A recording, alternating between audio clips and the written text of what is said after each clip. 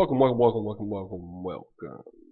back to D-Tech on the TCP Collective Pack modded Minecraft server. I'm here today with my googly eyes on. I want to get right into it. Into the last episode, I finally got D-Tech completely online and finished up all the decorating inside the lighting of it. I'm pretty happy with the way it is. I may tweak and change things as we go through the series, but right now I'm actually very happy with the way everything looks and turned out. And like I said, I'm going to start building and claiming areas for different mods inside here, and then as I go, I may change a few things here and there to make sure we maintain, order and try to make everything look good as well. So, anyway. Last episode I got the D-Tech Craftatron 1000 online. I believe the way I ended it last time is I had only 6 of these online, and the way I was able to correct the problem I had was I had dense cable here, which was great, and then I'd put the glass cable here, but it still didn't connect. I had too many channels on one side. And what it ends up being is, there's 9 channels here, which only 8 can connect with the glass cable. And I had 9 channels here, which only 8 connect with the glass channel. And I had 6 channels here. So the problem is, when I was coming off, the way I had it wired, it was just taking up one too many channels on either side, and this crafting processor was not getting powered. So I put smart cable on. Just used 3 smart cables, one out of each side of the dense cable, which you can see I'm using.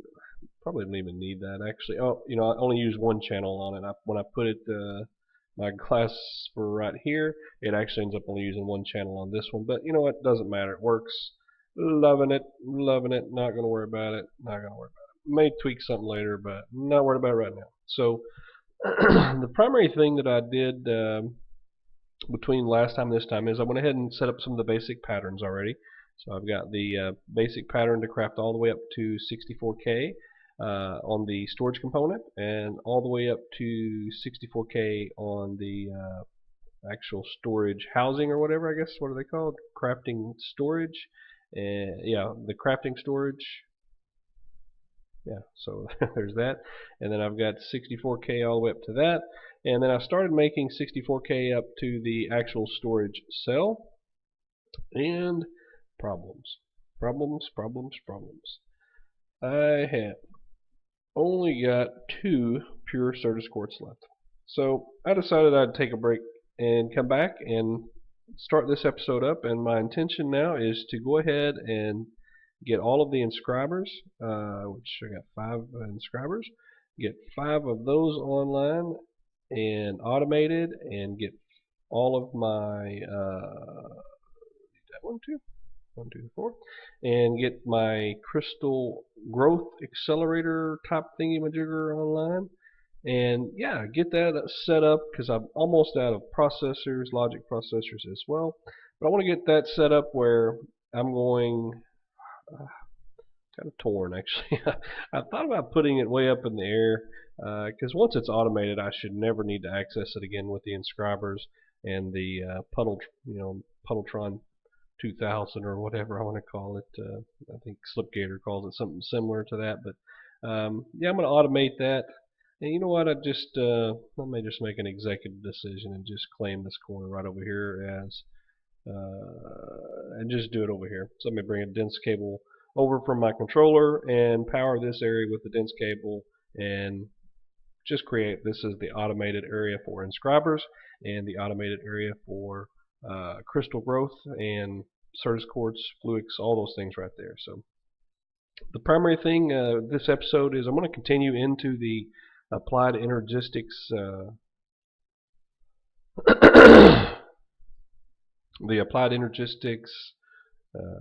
path of figuring out the automation. I'm just having a ton of fun just going through, and it doesn't sound like it'll be fun, but I'm having fun creating the automatic patterns, creating the pattern and seeing what you need, and then adding the pattern into one of my 8 automatic molecular assemblers, and then just crafting stuff. And man, it's just a great feeling to get it online. So the next thing I want to do is get the inscriber set up, the puddle set up, and then get all of these filled up, all my MA drives filled up. I'm thinking right now 4Ks are going to be plenty. Like this one, I have 60 out of 63 item types. I'm only using 1400 bits of data. Until I start importing, start the massive importing of all of my ores, which I'm not going to do until I have processing online, so that oh, finally got the good emeralds. Until I start getting my processing online. Let me tell you something here. So I think it was Professor Y, or it might have been Short Bus Derp, I'm not sure. In this mod, we have Artifice mod, which, as you can see, they create ores that spawn in basalt and marble and virtually all different types of things. So, and the problem with that is that some of the machines, like Pulverizer, some of the different machines from other mods, they don't recognize Artifice blocks as the correct block, so it wouldn't process it. So I was concerned about that, because I had diamond ore that came in basalt and different things, and I wasn't able to run it through the pulverizer or the sag mill to double production, and I didn't feel like plop them all down and fortunate them to get to 2 to 3 or whatever, so I just figured 2 was fine. But anyway, so what I was told is you could set up a Java barrel, and you put a make sure inside the Java barrel first you have the actual the vanilla version of that node, so like the vanilla version of Redstone. And then when you do that, it will take any other type block as long as it contains, like for example, in this case, emerald. See, there's a vanilla emerald that came in there. I think, oh, mess me up. What? No. So a vanilla emerald came in there, and so now anytime I put, like I'm gonna double click this, and I have it'll give me just over 2 stacks. Oop, I'll do it there now. So let's just do it right here.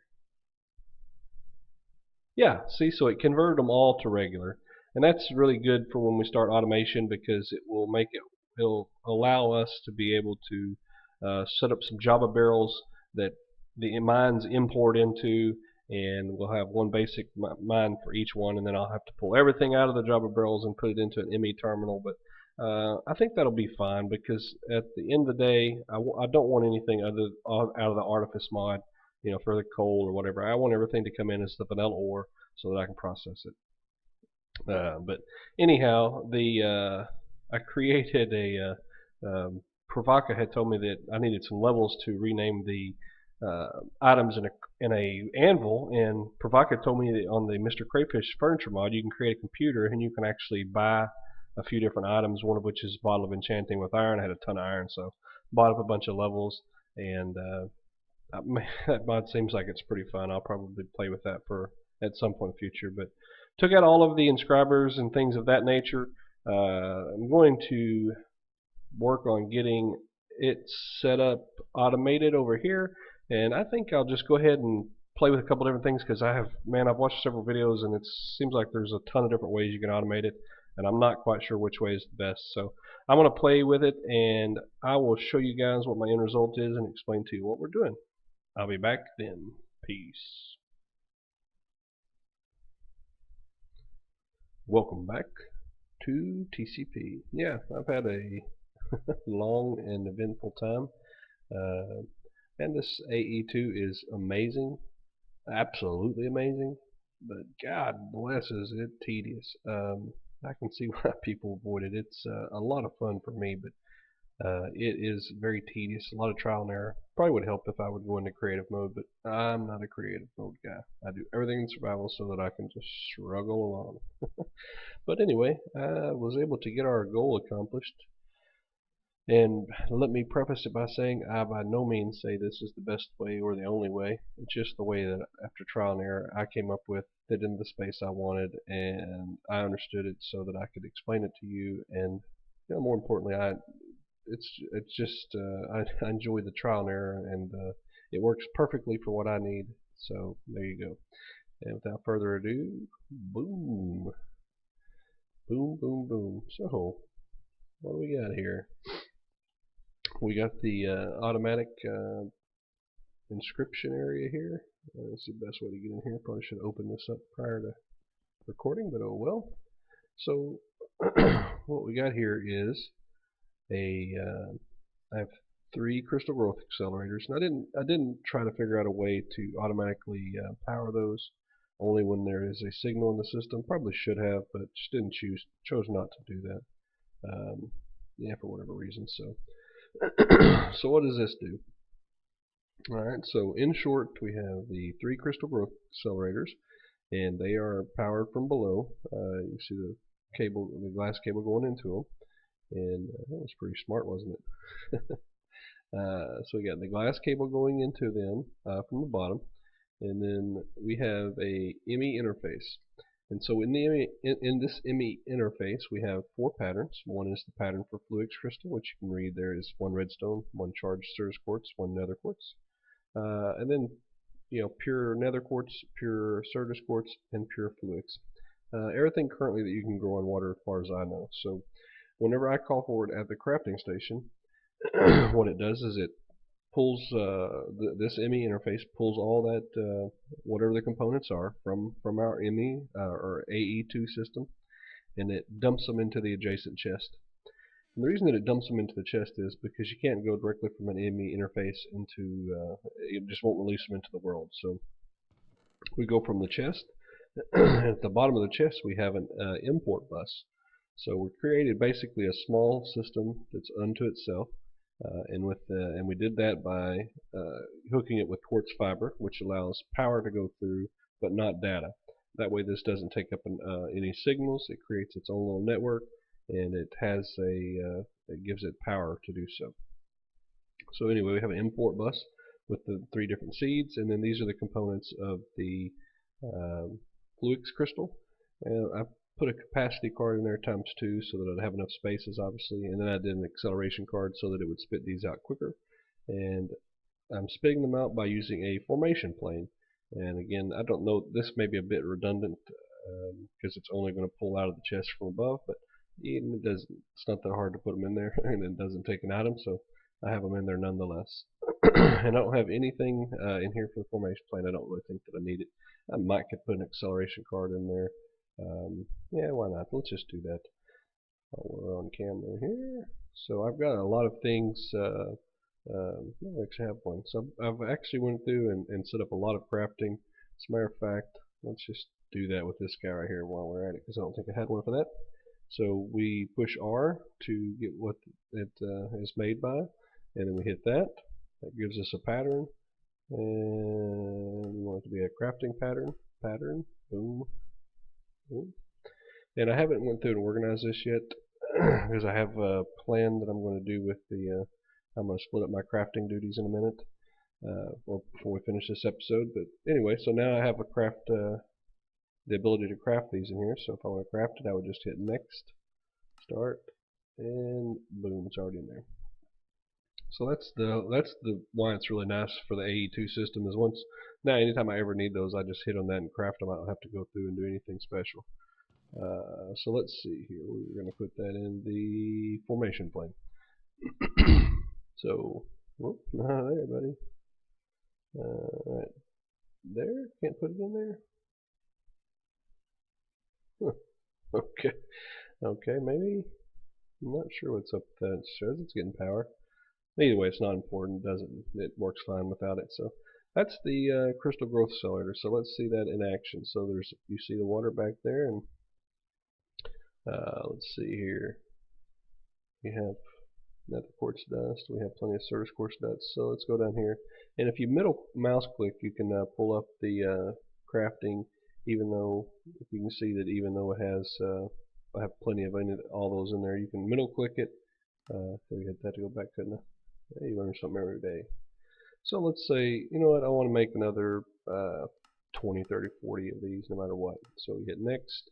It shows you the materials that it's going to take to do that, which I already have a pattern in the system for quartz dust and sand to make seeds.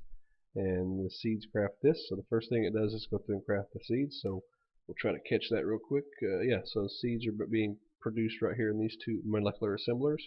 And as soon as the seeds are finished, it will send the seeds over here, and the formation plane starts dropping them in the water. So yeah, that's it in a nutshell. We'll go ahead and close this side back up. We don't need to go back in there. And we'll check back on those. It doesn't take but just a minute or so. So what do we have here, you say? We'll have the 4 inscribers up here. This inscriber does only silicon presses. This inscriber is gold. This inscriber is the or gold logic press. This is the calculation press, and this is the engineering press.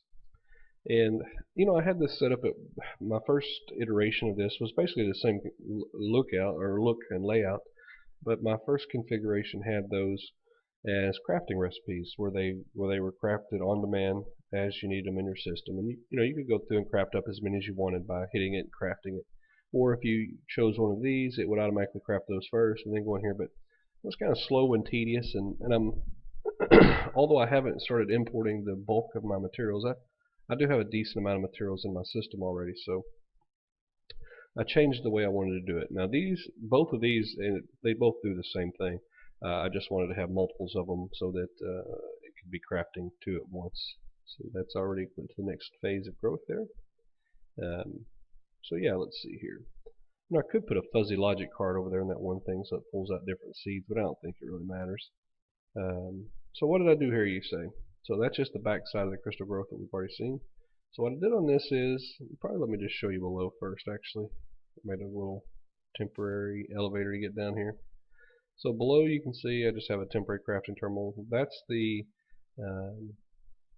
that one actually, oh I didn't show you this. On the bottom of the crystal growth accelerator I have a item transfer node. And it's basically a world interaction node with a stack upgrade. And you can see in the item filter, it pulls out the Fluix crystal, pure Fluix, pure Certus, pure Nether, all the things it's created in the Puddletron. So it pulls them out, sticks them directly into the ME interface, which all that this ME interface purpose is to stick it back into our system, our AE2 system. And from this side here, this one does the very same thing over here with all the inscribers. I just use the transfer node because it doesn't take up any more channels. And it functions the exact same way, and it's extremely quick. So all those just instantly pull out anything that's inscribed or stamped and sticks them right back in our system. And I love the DINS cable. You can tell how many channels you have. I know it's difficult to see on video, but you have a series of blue and then like a light white, blue, white, blue, white, blue, and then this one's black. So that's telling me that I'm using 7 channels on this particular cable. Once I threw on the crafting terminal just so I'd have it when I'm down here working. That gave it 8 channels on that, so I had to agree at this one. And the funny thing about this one is all it does is provide power to the 4 inscribers up top. And it doesn't take any channels, but when I used it off of this one, which is maxed out at 8, and this one, which is maxed out at 8, it wouldn't work. So I don't pretend to understand that, but either way, it works now, so that's fine. I had to separate these cables because every time they connected it wouldn't work anymore. So that's kind of bizarre. But let's get up here and take a look at that. So on these bottom inscribers, again, I have a item transfer node. All it does is suck the item out.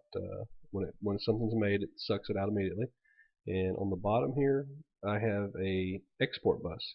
And what the export bus does is whatever item or series of items that you have in this inventory here, it pulls them from your AE2 system. So anything that when you look in the terminal, anything we have stored that matches this description, which in this case is a printed silicon, it automatically pulls that out. And so what I also did is, I just for redundancy, I put a crafting card in here. And what that means is, if it pulls everything out of the system somehow, all the silicon chips were gone, this will go into tell the system to craft it. And I'm not sure. This worked perfectly when I had an actual crafting recipe up there, and it may no longer function in that regard, but I'm going to leave it in there for now anyway. But anyway, so that's that. On the back side, that's where we get our power through that node. Over here on this side, I think I can get to it. Yeah, we have a simple export bus again that just puts redstone in the system at all times. So these sit in here at all times. They just automatically pull one out and stick it in there. These are both extremely inexpensive in terms of where we're at in the game. So it doesn't hurt us at all to have those sitting in at all times. And on the top, I have a ME interface. I have the one that's created and the half size or whatever. Excuse me.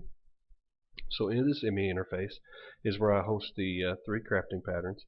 The one for the logic, the printed calculation, and the printed engineering. Nothing else, nothing fancy. And this inscriber is set up with identical to this. Again, just wanted that for for symmetry up front, quite honestly, as well as the additional processing power. So whenever it's creating a bunch of, it can actually create it twice as fast because it has two different areas. So let's take a peek back here and look at these. So what I did on these inscribers here, they get power from below, as you saw. And so I took an export bus, and it exports the silicon, and I have a redstone card in there, and I have it set to active with signal. So that means that it will not work or will not do anything exporting any items in there until this signal tells it to. And what this signal is set up to do, I have it set up emit when levels are below or equal to limit, and I have you just simply put that item in there, and it's just a placeholder. It doesn't actually take an item, but it says to the system, if there are 99 or less of printed silicon in the AE2 system, which is what you access through the terminals, so if you have less than 99 stored, it turns a signal on, which then tells that to start printing more, or it starts allowing that to export, which then the inscriber automatically does its job because we have the press that stays in there at all times. And then of course I have the same setup but with logic, same setup but with print calculation. You can see the pure Certus, and again with the diamonds. So man, pretty simple, and I just have it set like this so that I have at all times 100 or I have 100. I had it on 99 so that it would stop at exactly 100. So if you look, and of course I've been tinkering a little bit, but you can see that we have that in there. So let's just say, I think we got a ton of pure Certus in here right now, don't we? Back over the top. So yeah, so let's just say, yeah, we're just going to take out 32 here. So what we should see when we go back over here is that should automatically tell it to start creating. And yeah, you can see it right there. It's already doing it. So it'll just keep pulling that into the system, which it just keeps printing more and more and more until the system recognizes that. And I threw those back in there, and so now the system will have over 100, so it will no longer send them into the system. I think. Yep. Works perfectly like a charm. So yeah, that's the way I chose to automate the inscriber process. And believe me, when you start out in AE2, one of the very first things that you have to do is get this all automated and get this all automated, because if not, you will waste all of your time sitting there doing these things, because everything takes something from one of those or multiple things from those, and it's just a pain to deal with unless you get it out of the way early. So that's excuse me, that is what we've accomplished so far. And the other thing that I wanted to make sure and get done this episode was set up a wireless. I haven't tried this at all. I have no clue if it'll work, how it works, or anything else, but I want to create a wireless access terminal. Let me just show you here. A wireless. Let me go to my applied energistics. Alright, so somehow, and I truly do not know, I haven't looked it up, I have no clue, but I want to be able to have this little handheld thing so that I can access the system from anywhere around my base. So let's see, we're just going to go through and begin making patterns until we have everything we need. So of those, we're just going to, like I said, we're just going to make patterns till we have everything we need, and I'll go through and organize this at a later point, but right now we're just going to start shoving them in there. What was that I just put in there?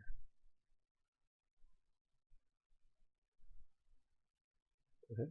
We already have the acceleration card pattern. I thought that looked odd.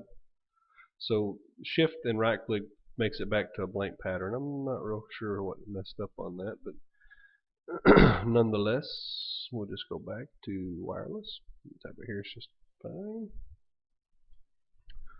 Alright, so I guess what the first thing we probably need is an access point. Well, I guess first thing we need is a receiver because it shows the status first. Oh my goodness, this may be a bad thing. So on the wireless receiver we're missing this, so let's make this one first. Yes, we finally have a pattern that we can make.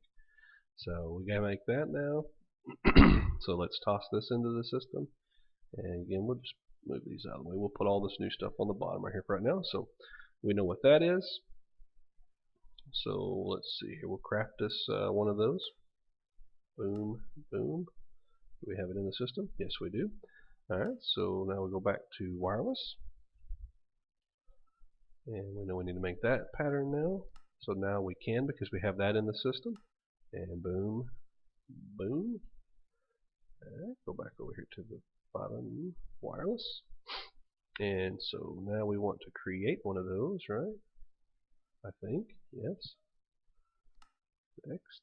It's not very expensive at all. I don't know what's up with that, but it's not very expensive. So let's see what else we need. Wireless. Alright, we needed to create this. So it's not a very difficult pattern. Boom, boom.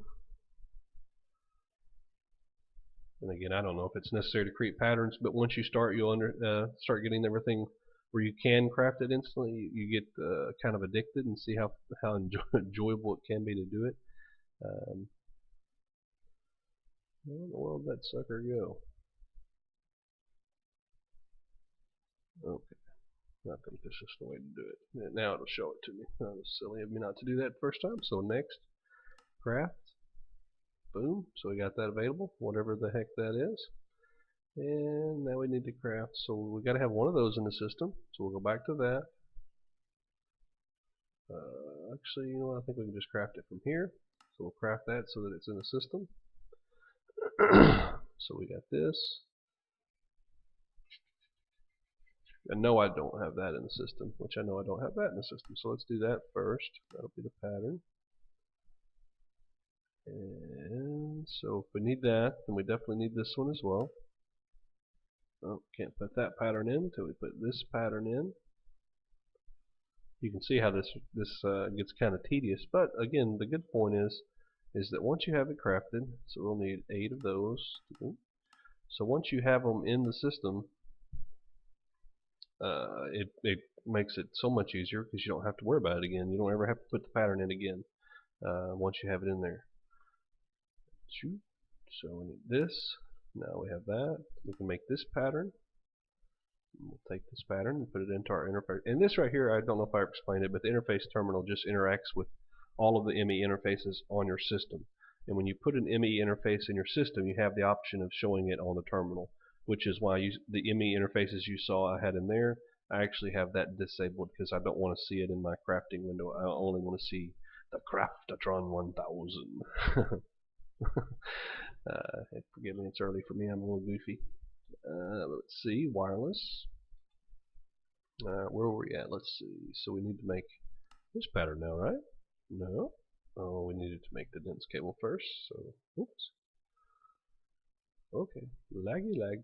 So we need to craft one of these first. I believe we have the items to do it. So it's in there now. And so we go back to wireless. And boom. Yes, that's it now, right? Okay. Could it be that easy? Oh, we're out of patterns. Not much I can tell you. Let's craft some of these if we have any.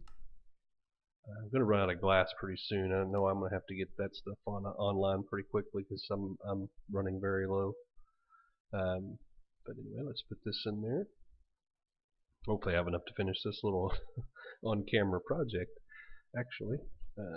Wireless. So now we want to craft that, right? One.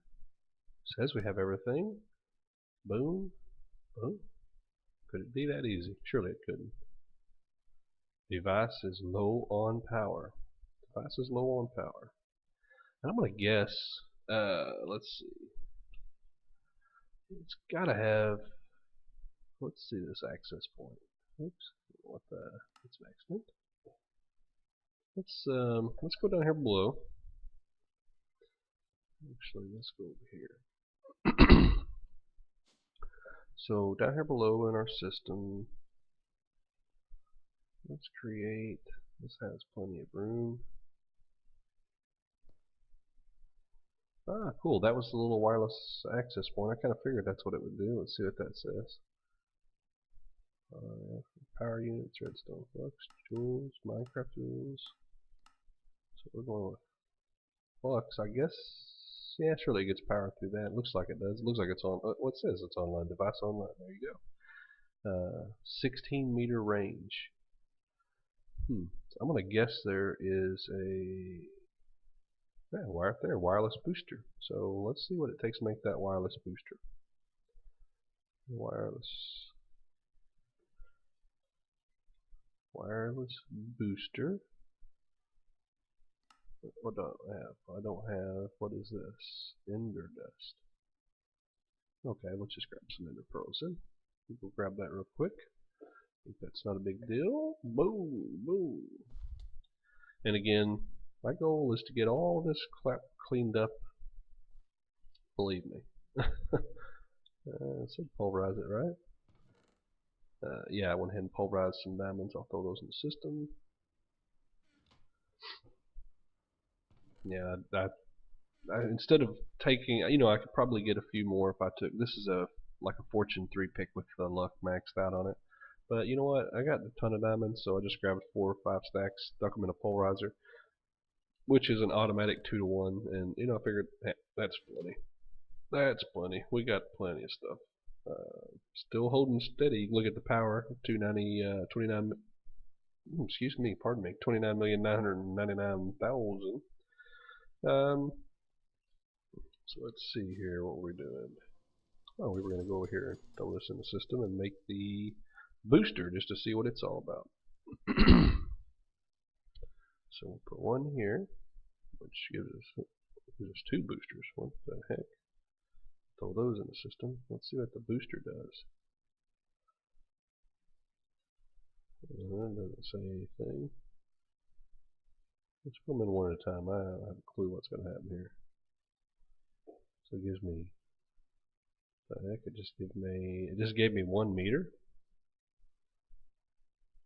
Another meter. So I'm going to guess you need a ton of those. I'll probably,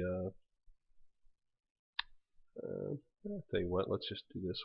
I got to figure out how to charge this thing, so while we're doing that, let's just grab a few of these. That should be plenty of dust in the system. And we'll go upstairs and create a pattern in a minute. And I think there's a way to create a wireless or an access charger. It seems like, no, you can't put it in a tesseract. I thought there was a way you could charge this thing directly. Let me do this first. We'll create all these in here. That's just my entry point for the pulverizer. So it's just going to be working on pulverizing all those bad boys up. And let's see here. So we got to figure out how to charge this thing, because it says it's low on power, low on power, low on power. So let's see here. Can't click on this and get energy, can I? No.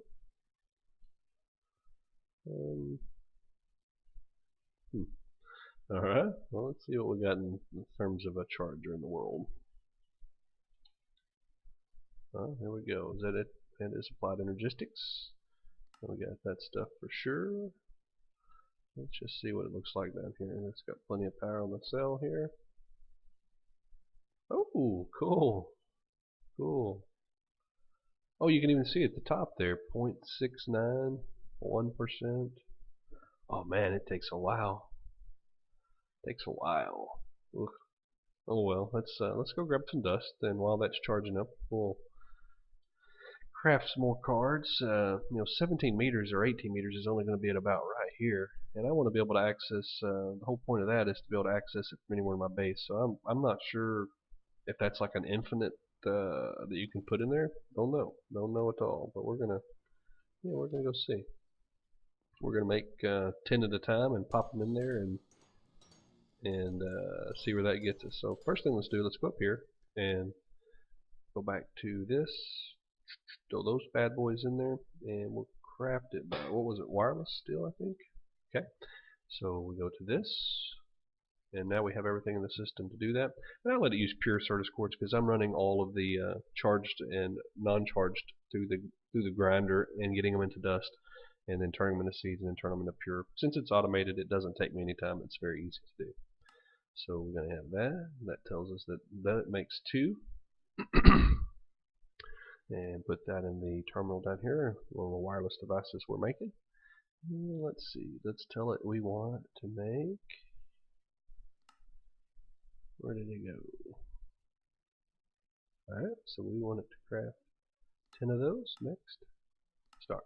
And while that's crafting them, we'll go downstairs and so we can kind of see the range while we're putting them in, because we can grab everything out of this crafting terminal I have. So wireless is down at the bottom, we know. Ooh, stick all these. Let's see if we shift click them all in. Oh, we can, and it kept going up. Check on that bad boy, 21%. That's not too bad. It's not too bad. You can do a few menial tasks and she'll be 100%. Let's try 20 then. Let's see what that does. Oh, out of Fluix dust. That's what that does. It runs us out of Fluix dust. Let's see, we got plenty of those right now. Let's just take that. Let's tell this thing to craft us up 100 more. And what it's going to tell me, I don't have enough dust, doesn't it? Oh no, that takes those items. So start, and so that's crafting those. Forgive me. Like I said, I'm eventually going to have all the pulverizers, all that stuff online, so I can do that from the AE, and require a lot less running around back and forth stuff. But it's not really too bad. It's not too bad. So we'll run that through the pulverizer. Just quickly, I don't even remember if that's the best way to do that or not. Probably not, but who really cares at this point? Let's see. Grindstone gets one. I think they all get one. Yeah, they just all get one. Pulverizer, sag mill, crusher. So yeah, it doesn't matter. Doesn't matter. Matter of fact, let's just grab these. Stick them in this pulverizer. Yeah, I got pulverizers everywhere. This is just a horrid way of ore processing right now for me. Just to do it quick and dirty. Like I said, I'm going to worry about fixing all this up in short order as soon as now that I have the AE system online.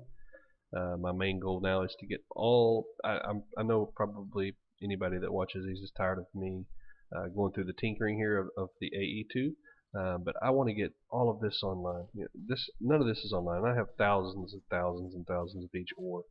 These are all full redundant areas or redundant Java barrels. I want to get all of this online into the AE2 system.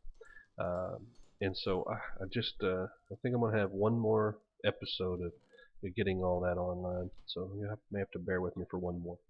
But let's go see. We'll go finish up this one first. What we're going to do? Okay, we're going to stick this in the system so that we can now make all that in there. Close that. So we wanted to make 20, right? Yeah, 20. So we were going to have 20. But you can really see how awesome the system is because, I told it to go make seeds. Look, but I went away, come back, got 100 more seeds. So once I have it, all the grinding and things online, I could literally just have clicked grind, or that I wanted to make that, and it would go through and grind the dust and then make it. So, golly, the system's just going to be awesome once I get it fully set up. So this goes over here. We get them all in there. Holy cow! Oh, I just now noticed. 378 RF per tick. 197 meters. Holy cow. Holy cow. Is that right? Does that mean like 197 meters would be like all of spawn?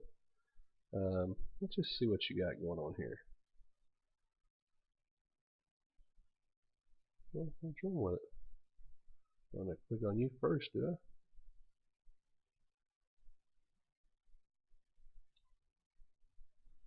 Okay, I'm a little puzzled. Maybe it has to be 100% charged. That would kind of be pretty goofy if it did.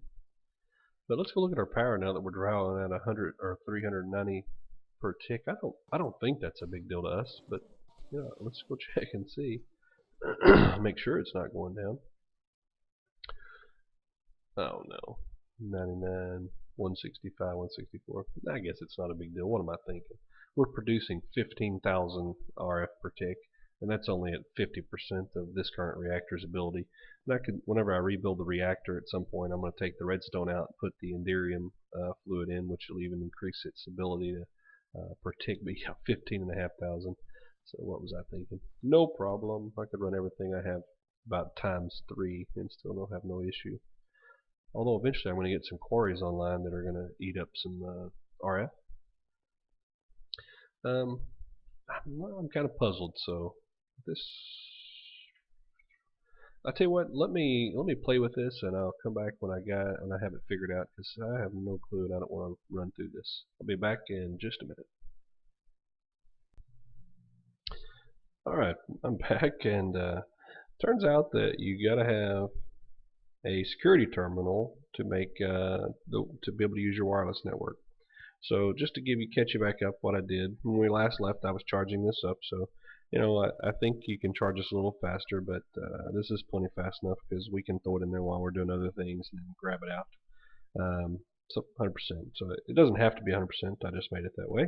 So to connect it to your network, the problem we were having is I couldn't access the network, and that's because it wasn't linked. So that's how you link it. See where it says linked? Before it did not say that. And then the other thing I did was I created a biometric card, which is I created a crafting pattern for it, of course. But you can make a biometric card, and then you shift right click it with the biometric card in your hand, and it binds it to you. And then I put mine in here, and I gave myself complete access. And just to test the system out, Pravaka's online. I had Pravaka come over, and I created. He was able to. Before I gave him anything, he could only see items. I think he said in the crafting he could see items in here. He could not see items anywhere else, but he could not. You know what? I bet he could only see the crafted items, but he just didn't see the difference. I bet that's all he could see was my crafting recipes. But he couldn't see any items, couldn't take anything out. So I gave him a card and had him shift click it to bind it to himself, and I put it inside the terminal here, and I gave him deposit and withdraw. And he was then able to take items out and put them back in. So it was fantastic, fantastic. So I guess the wireless does two things. It gives us security access along with the wireless ability. So I moved the storage down below because I'm probably going to have more storage than I know what to do with at some point in terms of those filing cabinets. But I don't really like that it's yellow, but yeah, I guess you can't be. Yeah, I may take that out at some point. I really don't like the way that looks, the yellow access. I may put that down below, but nonetheless, been a great episode. I had a lot of fun putting this together over the last day. It took a lot of time, quite honestly, but yeah, we got that all set up, and I went ahead and created a little bay over there. I'm going to get the auto ore processing online. I think is what I'm going to do with the next episode. I'm not 100% sure, but I thought I'd show you. I tested this a minute ago, but I mean, look at that. I can still access my range. I'm all the way over here. I need a little redstone. Boom, redstone. Want to throw this in inventory? Boom, done. It does use quite a bit of energy. If you look at the percentage going down it, the further away from the terminal you go, the higher usage of energy on your wireless terminal. So still have access over here, but the energy goes down quite quickly, which is fine. I mean, you would never really, okay, out of range, so you would never really be this far away and try to be, utilizing this in any kind of functionality, or any kind of, purposeful time where you're going to sit there and craft a whole lot of things. I mean, it still has a ton of energy. But yeah, if I want to go to someone's base, help them with something, they need an item, or I need to grab something out of my inventory, or to Teggy's house, boom, grab it, no problem. Over here to, don't fellow me, red dragonfly. Over here to Raytek's house, and he's got some cool stuff. I gotta figure out. I think he's into Thaumcraft really big. I gotta figure out what that is at some point. But anyway, come over here and pop into Ray's house and share items with him, or help him do something. Oh, look, Golem. What is he doing? Well, at some point I gotta figure out what all this stuff is here. That's pretty cool. Anyway, don't want to get sidetracked. Think I'm going to call it an episode here. I'm way over time limit, so I don't know if anybody can even last long enough to watch this video, but if you did, congratulations. But anyway, I really appreciate it. I hope you did enjoy it. I really enjoyed putting it together, and I shall figure out what I'm going to do for the next episode and come back with you guys, or check on you later. Check on you later. Peace out.